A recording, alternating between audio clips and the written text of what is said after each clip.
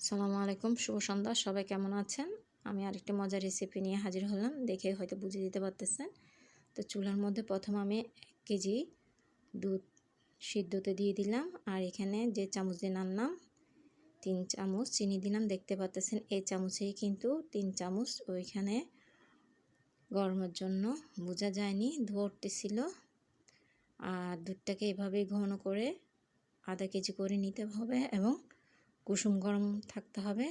আজকে আমার রেসিপিটির নাম তো একদমই বলা হয় নাই। আজকে আমার রেসিপিটির নাম হলো মিষ্টি দই।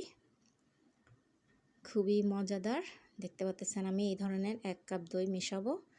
যদিও আমার ঘরের আগের দইগুলো সব খেয়ে ফেলছে বাচ্চারা, সেজন্য আমাকে নতুন করে একটা কাপ দই কিনে আনতে হয়েছে, কারণ মিষ্টি দইয়ের জন্য অবশ্যই মিষ্টি দই লাগবে।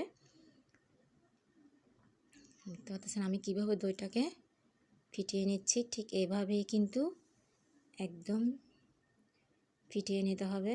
ফিটানোর পর তারপর দইটা মেশানো যাবে। আর আগেও আমি দিয়েছি, তবে অনেক আগে। আর এখন আমার যারা নতুন ভাই বোনরা আছেন, আমার নতুন ফলোয়াররা আছেন, তাদের জন্য আজকে আবার দেওয়া। যখন তৈরি করতেছি ভাবলাম আপনাদের সাথে শেয়ার করি। আর আপনাদের ভাইও বেশ করে বলতেছে যে মিষ্টি দইটা তৈরি করার জন্য আসলে ঘরের জিনিসের মতন বাহিরের গুলো কিন্তু হয় না। ঘরেরটা আলাদা এবং খুবই স্বাস্থ্যসম্মত এবং খেতে খুবই ভালো লাগে।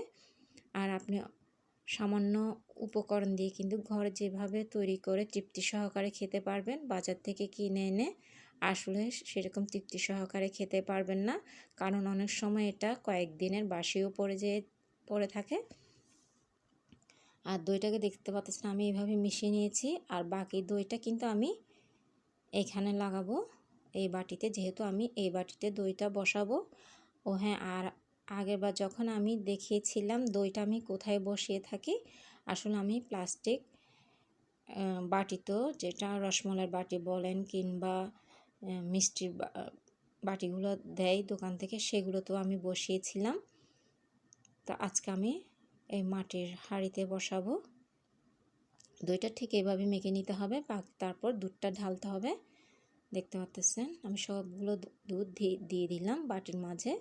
একটা ফয়েল পেপার দিয়ে এটা বন্ধ করে দিচ্ছি এবং 8 ঘন্টার জন্য আমি এটা রেস্টে রেখে দিব।